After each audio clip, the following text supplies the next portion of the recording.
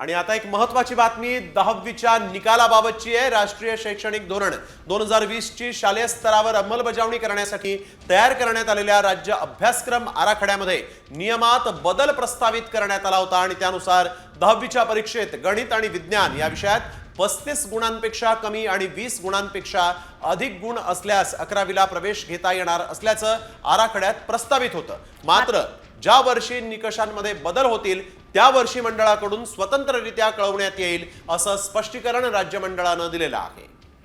त्यामुळे आता गणित आणि विज्ञानामध्ये 35 गुण हे हवेत।